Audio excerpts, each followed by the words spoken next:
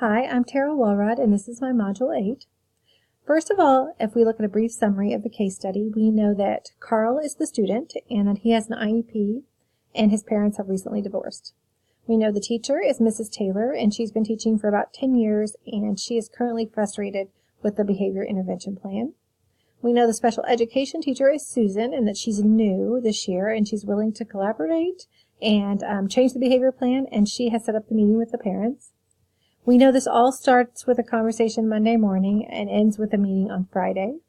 And we know that the new plan involves removing Carl when behaviors erupt in the classroom. So as far as problem identification, I feel that Carl's behavior has recently changed. And how does the school meet his behavioral and emotional needs in the least restrictive environment? That's the problem that's been identified here. Things we know Carl is identified as a behavior disorder with an IEP. We know he has a behavior plan from last year. It involves rewards and consequences, but the teacher no longer feels it's working. We know he has a changing family, and that's happened within the past 3 months. And he also has 2 siblings with emotional problems. We know that Carl's teacher and the new special education teacher have definite differing views on what should transpire with Carl in the classroom. And we know this conversation started on Monday and ended with a meeting on Friday with the parents, so this is transpiring quickly. There was no 10-day notice of meeting, and we know both parents were notified and did come to the meeting. Things we need to know, ABC data. What are the antecedents of the behavior? What's making this? Is there something causing the behavior? Is the plan being followed in the classroom consistently, especially the positive part, and any preventative strategies? Has the behavior intervention plan ever been adjusted before? Is this something that's been in place for a really long time? Were harmful effects considered? Is there a pattern to this new behavior? Because we know he used to do self-injury, but now he's wanting to hurt his teacher. So we definitely have seen a change in what's going on here. Could the behavior change be because of the divorce or mom going back to work? So we need to consider emotional needs as well. And then for me, restraining is a concern. It mentions in the case study that they need a larger man to help. So is this team of teachers trained in some sort of restraining technique so that they aren't restraining kids without knowing what they're doing? So plan strategies of implementation. First and foremost, in my mind, the administrator needs to be working with teachers on inclusion, especially Mrs. Taylor. She needs some education and expectations set when it comes to having students with special needs in her classroom. So this would also include support for Susan, because Susan supports him being in the classroom. So in my mind, this is first and foremost. Number 2 is we need some more observations and more data collection. This ABC data is very important. What's going on before? What exactly is the behavior? Is it always lashing out at the teachers? And then what's going on afterwards? So are there any consequences after with the teacher, with the kids? What's going on within that classroom? And then we know that the behavior intervention plan needs to be adjusted to meet his needs. And then third, we need to trial the new intervention plan, but in my mind, it needs to have some additional parts. So first of all, it needs to make sure that it's predictable for both the student and Mrs. Taylor. We need to most likely meet as a team and go over the plan so everyone understands the plan.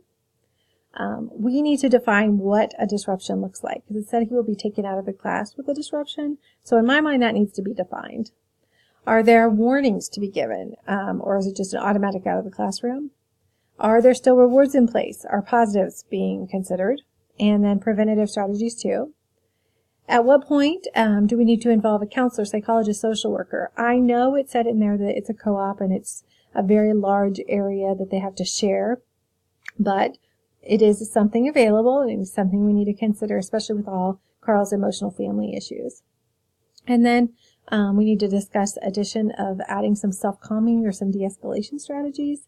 And of course, a follow-up meeting with these parents and everyone to see if maybe we've had a mismatch. Sometimes this happens when we're targeting one behavior and something else is going on. So making sure that we are meeting Carl's needs and the behavior plan is doing that. The third category, the resolution, is based on promoting the success of all students. So in my mind, as far as resolution and then the data to back it up, is first and foremost an inclusion philosophy. So data currently shows that there are outbursts toward the teacher.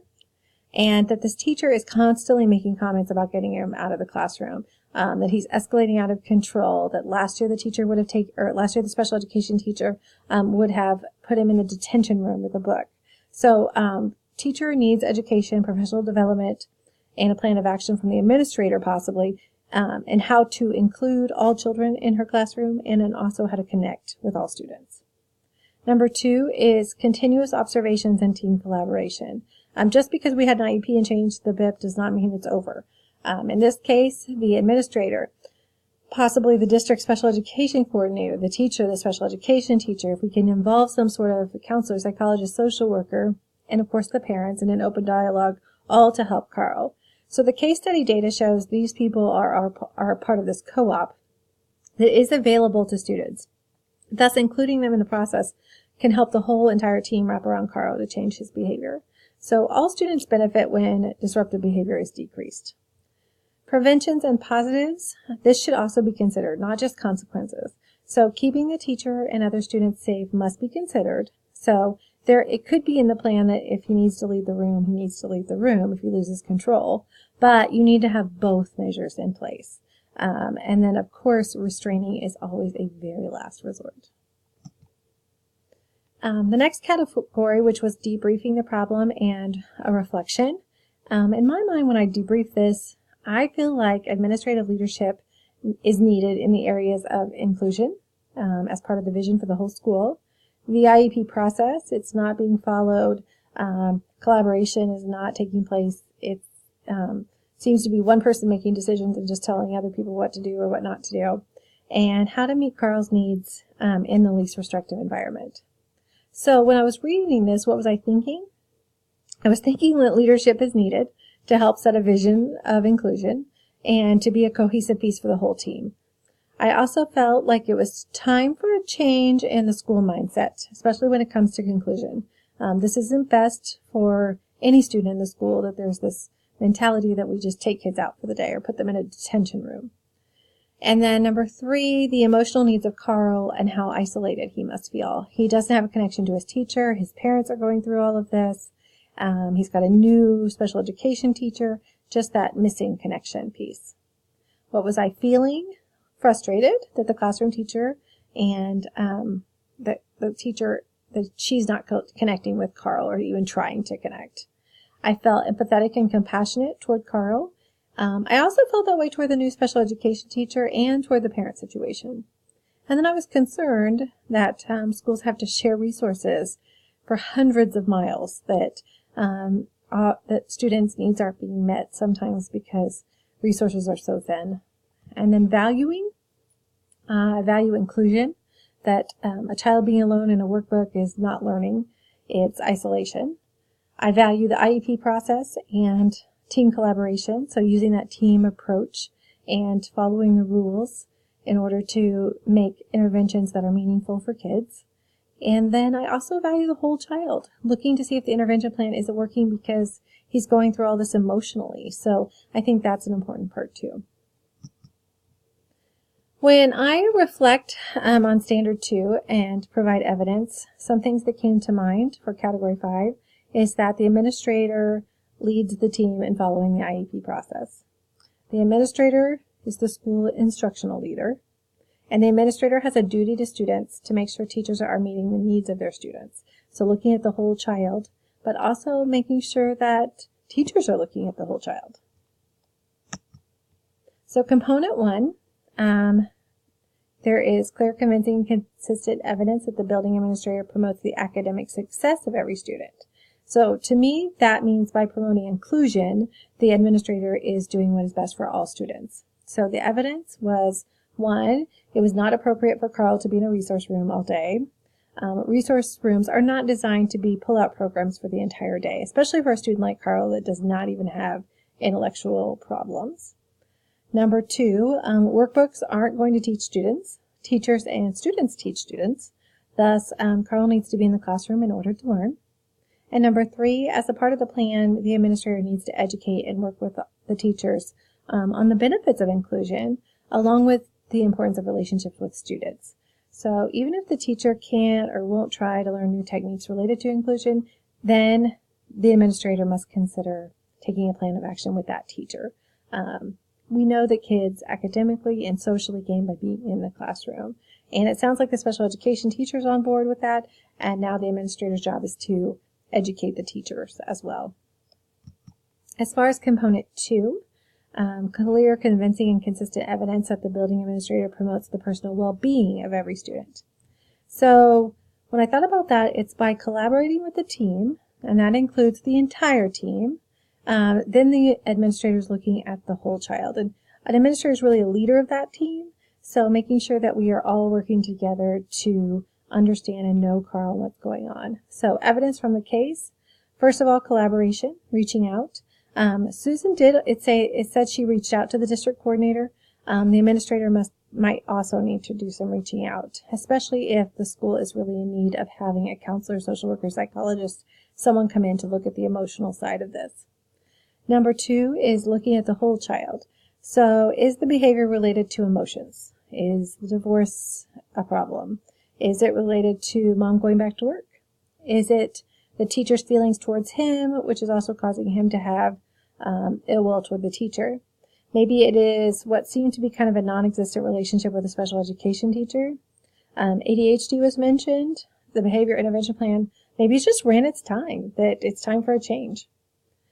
And then the third one was the administrator needs to assure that the staff is trained if there's any restraining. But that is a last resort because the well-being of children really comes from using positives and preventative measures, not from restraining and moving children. Component 3, there's clear, convincing, and consistent evidence that the building administrator enhances instructional capacity. So when I was thinking about instructional capacity, administrators, they form, they lead, and they encourage teachers to learn and continually improve in the area of instruction. So in this scenario, the administrator must be a leader to teachers in the instructional improvement of differentiation of needs, providing much needed guidance on inclusion, as I've mentioned several times. This is all supported by IDEA. So the principal must lead and guide teachers in providing a safe learning environment where all students can learn. And that goes back to that whole child development of social and academic needs. So the evidence for component 3 is that currently the teacher does not feel Carl belongs in the classroom. Again, she wants him out. The administrator's instructions of helping the teacher understand inclusion is needed. And then a student doesn't go from being in the classroom full-time to 0 time. And I know that's mentioned that he would be pulled out. Miss Lewis would have done that last year.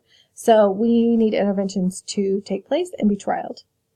Susan is also needing some administrative support. She has a different philosophy than Mrs. Lewis did the year before, and that's something maybe the teachers haven't got on board with yet, but the administrator needs to support her in that role and that part of the plan implementation.